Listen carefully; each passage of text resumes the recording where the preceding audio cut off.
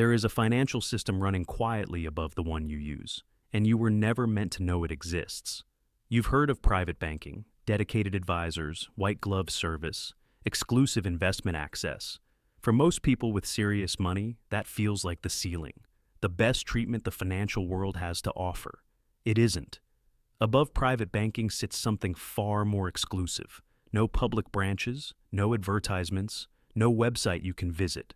A world that has operated in silence for over a century, and that the people inside it have every reason to keep exactly that way. It's called a family office. There are roughly 10,000 of them operating on a planet of 8 billion people. Most financial professionals will spend their entire careers without ever setting foot inside one. Today, we're getting inside. A family office is a private company created for one purpose: to manage every aspect of a single ultra-wealthy family's financial life. And when I say every aspect, I mean every aspect, not just investments, the taxes structured across multiple countries, the legal entities stacked to protect assets from liability, from divorce, from anything that could interrupt the transfer of wealth across generations. Estate planning, philanthropy coordination, security operations, art and collectibles acquisition, a dedicated medical team on retainer, and a full-time staff whose only job, every single day, is ensuring that one family's wealth survives, compounds, and passes cleanly to whoever comes next. This is not a service a bank offers you. It is an independent institution you build, a private company that exists entirely for your family and answers entirely to your family. The typical family office manages around $100 million or more in investable assets. The largest ones handle tens of billions. Here's the number that should stop you cold. 10,000 family offices on a planet of 8 billion people. That's not the 1%. That's not even close to the 1%. That is 0.00012%. Operating inside a financial system most people don't know exists. You just found it. This isn't theory. The biggest names in the world use them. Jeff Bezos doesn't rely on a traditional private bank to manage his fortune. He built Bezos Expeditions, a family office that has quietly backed companies like Anthropic long before they became household names. Elon Musk operates Excession, a deliberately low-profile family office managing one of the most complex personal financial structures on the planet. Mark Zuckerberg and a tight circle of Silicon Valley's most powerful figures use ICONIQ, a multi-family office so connected it led a $13 billion investment round in a single year. One office, one decision. $13 billion deployed. The Walton family, heirs to Walmart's empire, run multiple family offices simultaneously, investing billions into private equity, technology, and infrastructure. Deals that never reach public markets, returns that never appear in any earnings call.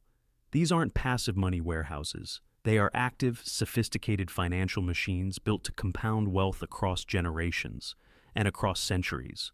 The real difference isn't just the money, it's the structure and the mindset. When you use even the best private bank, you are still a client. The bank offers products, funds, structured notes, lending facilities that generate fees for the institution. The relationship is real, the service is genuine, but the incentive is never fully aligned with yours. It can't be. That's not how the business model works. A family office has no products to sell.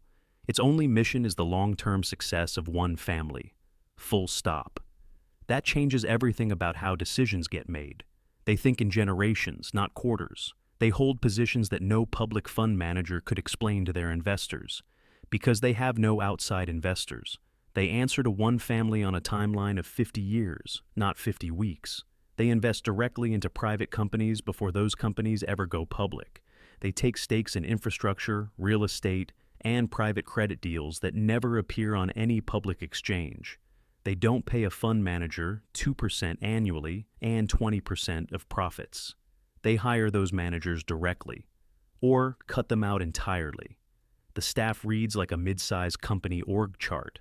A chief investment officer, tax strategists, estate planners, security specialists, art advisors, psychologists who specialize in the particular pressures of managing inherited wealth across generations, board meetings, investment committees, formal reviews. except the only shareholders are a family, and the entire enterprise exists solely to serve them. Think about the sheer leverage that creates. When a standard investment fund manages money, they are constantly looking over their shoulder. They have to worry about nervous retail investors panicking during a market dip. They have to worry about regulators, quarterly reports, and public relations. A family office has none of those handcuffs. If the market crashes tomorrow, they don't liquidate their positions to survive a wave of panic withdrawals. There are no withdrawals. Instead, they look at the blood in the streets as a generational buying opportunity. They can step in and buy up distressed real estate, infrastructure, or tech startups at a 90% discount, while the rest of the world is just trying to keep the lights on. This structure essentially legalizes asymmetric warfare in the financial markets. Because they operate in total privacy, they can orchestrate massive market movements without tipping off competitors. They don't file public disclosures unless required by law. They operate through layers of anonymous holding companies and shell corporations, moving billions of dollars across borders with the stealth of a nuclear submarine. By the time the public, or even Wall Street analysts, realize a major play has been made, the family office has already locked in the gains, restructured the tax liability through an offshore trust, and moved on to the next target.